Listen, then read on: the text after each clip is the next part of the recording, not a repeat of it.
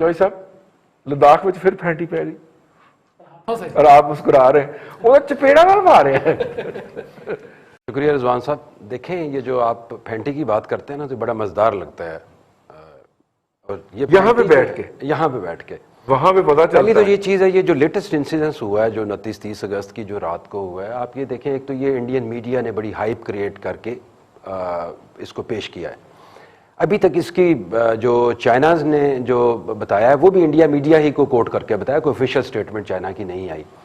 जो फैक्ट्स हैं, आज उनकी वेबसाइट है उसके ऊपर इंडियन मीडिया को कोट करके खबर, इंडियन मीडिया को कोट किया है। अभी देखें जिस तरीके से जुनूनी किस्म का इंडिया मीडिया है और जिस तरह की वहाँ की लीडरशिप है, वो फेक भी हो सकता है, बट लेकिन एक कुछ चीजें बड़ी प्रोमिनेंट हैं। लेकिन जब टेंशन जरूर है, चाइनीज ने जब दे दिया तो इसका मतलब है कि उन्होंने कंफर्म कर दिया कि हाँ से कुटे है। अच्छा रिजवान साहब देखें, टेंशन तो है, जो चाइना ने अचीव करना था वो कर लिया। जो पर्टिकुलर एरियाज थे जिसके अंदर हॉट स्प्रिंग का एरिया हो या फिंगर फिश का एरिया हो, मुझे तो लगता है का एरिया हो, अचीवमेंट की तरफ बढ़ रहे हैं। नहीं, मैं आपको बताता हूँ। देखें, होता ये है, वो जो मैं सियाचिन में रहा हुआ हूँ, मैंने ऑपरेट किया है, कोई 1 साल हमने वो एरिया को मैं बड़ी अच्छी बखूबी जानता हूँ। होता ये है, जो इस टाइप के जो ग्लेशियर्स टाइप के एरियाज होते हैं, जो वहाँ पे जब कोई भी कैप्चर कर लेता है तो वो वकेट कराना बड़ा मुश्किल हो जाता है। तो एग्जैक्टली मैं एक एग्जांपल ऐसे देता हूं, जिस तरीके से हिंदुस्तान ने हमारे साथ सियाचिन में किया था, फिर दोबारा हमें वो पोजीशंस लेनी बड़ी मुश्किल पड़ गई थी। तो अभी ये जो चाइना ने जो अचीव करना था वो कर लिया। अभी हिंदुस्तान के पास क्या ऑप्शंस हैं? इंडिया की पूरी कोशिश है किसी ना किसी तरीके से इसको पूरा निगोशिएट जो वो कर रहे थे डिप्लोमेटिक लेवल के ऊपर, मिलिट्री लेवल के ऊपर, जो वो ऑलमोस्ट नाकाम हो गए हैं। वो जो चाह रहे हैं कि जो स्टेटस को है उसको बरकरार रखा जाए, जिस पे चाइना उस चीज़ पे रेडी नहीं है। लेकिन इंडिया के पास जो ऑप्शन है वो ये है कि इंडिया क्या करे। पहली ऑप्शन तो ये है कि वो फुल फ्लैज उसको रिटेलिएशन पे जाए और इसी पे जंग लड़े, और इंडिया को भी ये पता है कि वो लेना बड़ा मुश्किल है क्योंकि ऑलरेडी ऑक्यूपाइड पोजीशंस हैं चाइना की तरफ से। दूसरी ऑप्शन हिंदुस्तान के पास ये आ जाती है कि वो जो एरिया है, जो कम स्ट्रेंथन एरिया हैं चाइना की तरफ से, जहाँ पे कम मिलिट्री की प्रेजेंस है, वहाँ पे कोई एडवेंचर करे। जो अगर आपको याद हो, जो CDS जो है हिंदुस्तान के जनरल वेपन ने भी एक बताया था कि हम मिलिट्री वेंचर कर सकते हैं अगर ये स्टेटस को ना होता। तो अगर इन केस चाइना की जहाँ लेस प्रेजेंस है वहाँ हिंदुस्तान कोई मिस एडवेंचर करता है, लेकिन फिर दूसरी चीज़ उनके ज़हन में ये भी होनी चाहिए, हिंदुस्तान जो डेफिनेटली, क्योंकि वहाँ पे थिंक टैंक्स प्रिवेल करते हैं, वो ये भी सोचेंगे क्या इसका जो फॉल आउट होगा, कि रिटेलिएशन होगी, क्या वो अफोर्ड कर पाएंगे। तो हिंदुस्तान के लिए बड़ा क्रिटिकल टाइम है, और अगर वो ये इसका बदला लेते हैं यहीं पे इस प्रेजेंट एरिया में, वो नामुमकिन है, क्योंकि मैंने आपको जोग्राफिकल एरिया की लोकेशंस और उसकी प्रॉब्लम बता दिए हैं कि जो डोमिनेंट प्लेसेस होती हैं उनको नहीं कर सकते, और जो दूसरा लेस ऑक्यूपाइड एरियाज हैं वहाँ पे वो कर सकते हैं, लेकिन वो एक उसका जो फॉल आउट आएगा, जो क्या हिंदुस्तान इस चीज़ को अफोर्ड कर सकेगा, वो एक बड़ा क्रिस्टल क्लियर है, जो मेरा नहीं। अच्छा होगा क्या, अभी देखें मेरे ख्याल के अंदर ये ऐसा ही चलता रहेगा, छोटी मोटी टेंशंस हैं टैक्टिकल लेवल के ऊपर, ये चीज चलती रह जाएगी, दोनों मुल्क अफोर्ड नहीं कर सकते। वैसे अपना आपकी बात बड़ी होती है, LOC पे भी इस तरह की रोजाना कोई ना कोई होती रहती है पाकिस्तान के साथ भी, लेकिन जिस तरह हाइप इंडियन मीडिया ने उसको दी है और जिस तरह हाबड़ दाबड़ डाली हुई है उन्होंने, ठीक है ना, तो इस हाबड़ दाबड़ के नतीजे के अंदर वो चीजें जो है ना वो खामखा इंटेंसिफाई हो जाती हैं, लोग जो है वो पैनिक का शिकार हो जाते हैं। यार लाख फौज बैठी हुई है आई बाल टू आई बाल, तो इतना एक तो रोजाना वैसे नेचुरल कैटास्ट्रॉफी की वजह से कैजुअलिटी हो जानी चाहिए ना, 1-2 जो है।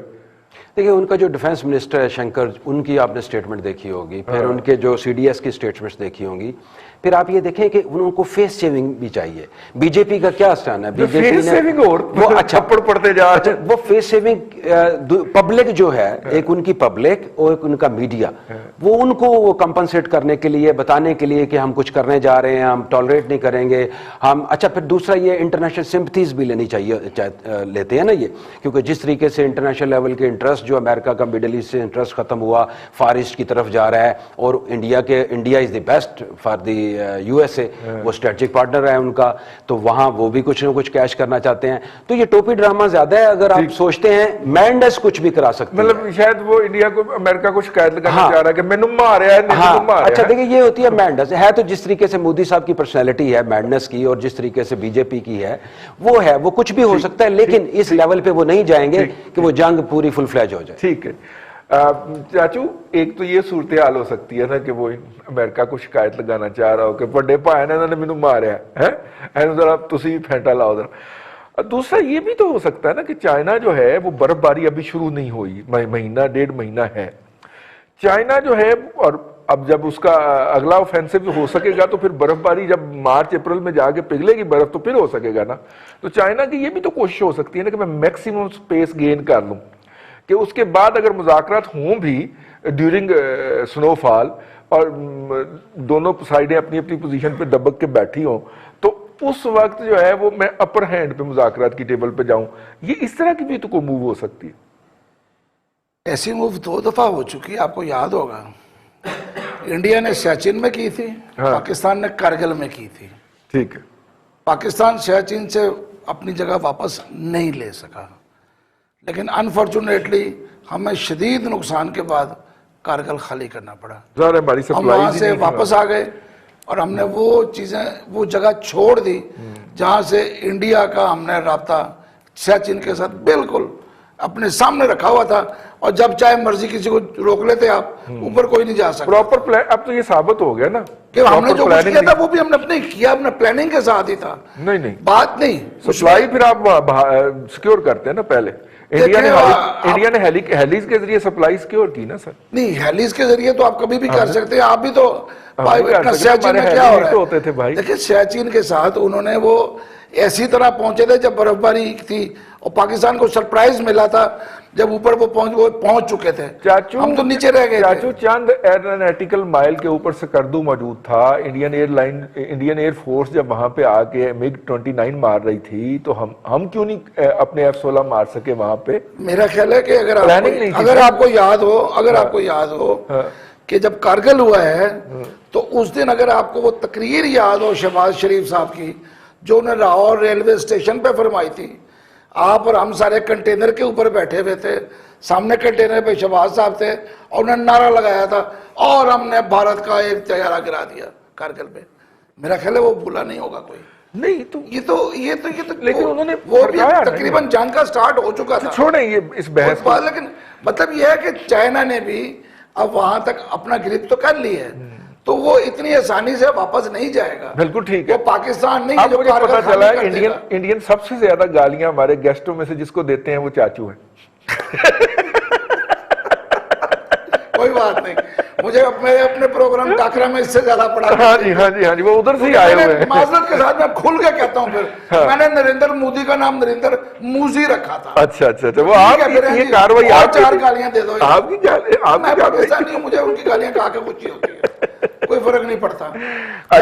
मैंने अपने बुजुर्गों से अपने उन अजीजों की लाशों का सुना हुआ है जो 47 में पाकिस्तान आते हुए नहीं पहुंच सके थे। ठीक है। और जो रास्ते में काट दिए गए, मार दिए गए, जिनके जिस्म टुकड़े टुकड़े कर दिए गए। चल, मुझे वो याद है अभी, तो मैं मूजियों को मूजी ही कहता हूँ। ठीक, ऐसी कोई बात नहीं, नई नस्ल भूल गई होगी, मेरी नई नस्ल को याद है, मैंने उन्हें बताया हुआ है।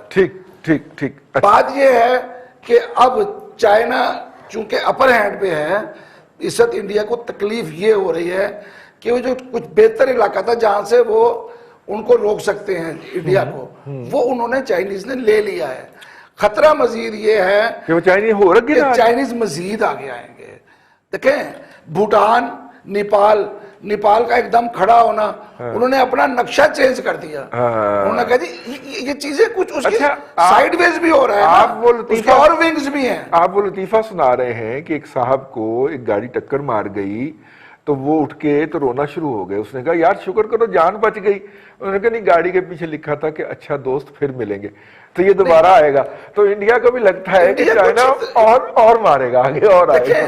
चाइना जो है, अगर उनकी ये गलती, इसलिए एक चीज समझने वाली बात है, अमेरिका इस वक्त फार ईस्ट में जिस तरह उनको घेर रहा है, जिस तरह पूरी बहरिया अमेरिका की उस इलाके में बेड़े जा रहे हैं और जिस तरह से उन्होंने वहां पे उनको घेरा हुआ है, ठीक, चाइना का इस वक्त पूरा जो है वो सी पैक रूट्स जो हैं उसको उन्होंने सेव करना है। सही, ये बात अब समझ लेनी चाहिए। ठीक, कोई चाइना को, हर मुल्क को हक है कि वो मुतबादिल रास्ता अपना क्लियर रखे। सही, चाइना को सी पैक क्लियर रखना है। सी पैक क्लियर रखने के लिए स्कर्दू, लद्दाख, ऊपर सारा इलाका जो है वो जितना उनका ज्यादा कंट्रोल होगा उतना सी पैक महफूज होगा। तो उन्होंने भी अपनी चीजें देखनी है।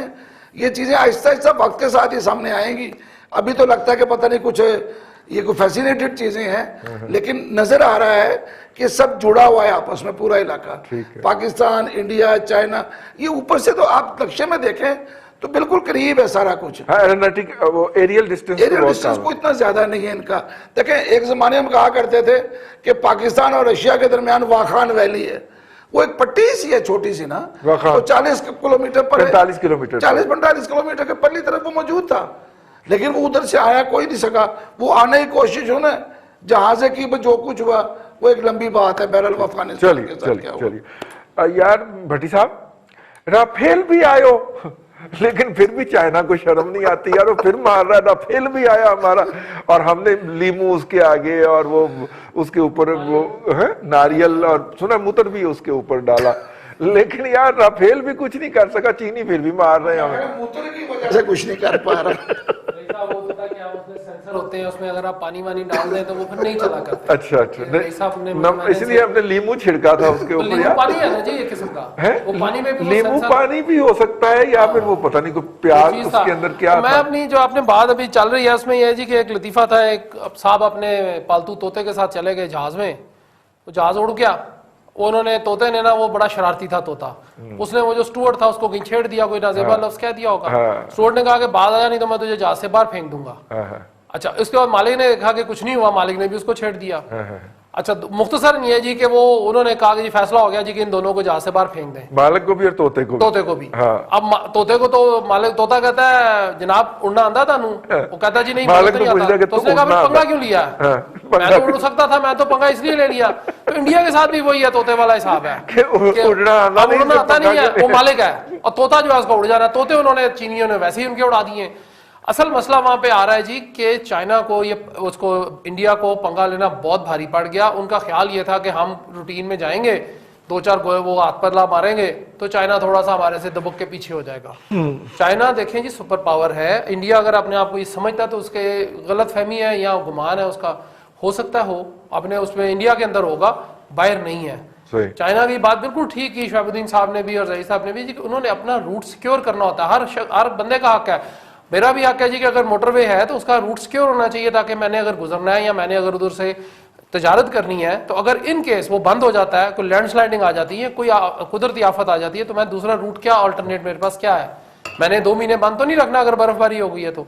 और उसको इस हद तक किया। अब उसके बाद हुआ क्या कि उन्होंने जो वहां पे एक रिवर है जिसको वो पोंग गोंग कहते हैं कि पता नहीं क्या अपनी जुबान में कहते हैं, बहरहाल इसी किस्म का नाम है। हाँ, वो कोई है। उसके साउथ और नॉर्थ के ऊपर जो मसला था ना, नॉर्थ के ऊपर तो चाइना ऑलरेडी फिट था, उसको तो मसला ही कोई नहीं था। चाइना ने जब अपना साउथ के ऊपर जब पहुंचा है चाइना, तो वहां पे जब उन्होंने फैंटी लगाई है जो हाथों से आप कहते हैं बार बार, वो बड़ी अच्छी फैंटी लगाते हैं चाइनीज। हाथ उनके छोटे हैं लेकिन वो पढ़ते बड़ी जोर से हैं मार्शल आर्ट जी। अब वो सारे वो मास्टर है। अब वो इसी जगह मारते हैं कि बंदा वैसे ही डर पर होके जुबान शुबान बाहर आ जाती, बंदे की आंखों के आगे वैसे ही अंधेरा आ जाता है। और वैसे ही जब आप वो पी के आए हो मखसूस चीज वो गाय की, तो उसके बाद फिर वो बचता ही कुछ नहीं बंदे का, तो वो नशा आ जाता है। तो वो उन्होंने मार मार के फेंटी लगा लगा के, जब उनको पता चल गया कि एक दफा ये हो गया, ये 3 महीने से स्टैंड ऑफ जारी है, 3 महीने से उन्हें पता है जी कि चाइना जो है वो हमें थप्पड़ मार मार के मार देगा, तो जरूरत क्या पंगा लेने की, मतलब उड़ना नहीं आता तो क्यों उड़ते हैं। तो यही हाल राफेल के साथ किया उन्होंने कि उसको उड़ाना किधर था, फिट किधर कर दिया, वो फेल होना ही होना था, वो फेल हो गया। राफेल तो हो गया फेल। मुमताज भट्टी साहब ने हमें ज्वाइन किया इसके हवाले से। भट्टी साहब, हम बात कर रहे हैं लद्दाख के जो आज इंडियन को वहां पे जो धुलाई हुई है और इंडियन मीडिया के मुताबिक फैंटी पड़ी है जी, जो फैंट पड़ी है उसके मुताबिक इंडियन मीडिया कह रहा है जी 2 लोग जो हैं वो कंफर्म इतला है, उनकी तस्वीर भी जारी हो गई हैं। और वो मारे गए हैं भारतीय अफवाज के, और 5 लोग जो है वो अनकंफर्म इतला है, उसकी तस्दीक नहीं हो रही। लेकिन बहरहाल कैजुअलिटी तो हुई है इंडियन की, और चाइनीज अपना आपको पता है कुछ नहीं बताया करते, और उन्होंने कुछ नहीं बताया। तो I mean how do you see it, क्या चीजें दोबारा इंटेंसिफाई हो रही हैं कि बर्फबारी से पहले दोनों साइड मैक्सिमम प्लेस गेन करने की कोशिश कर रही हैं?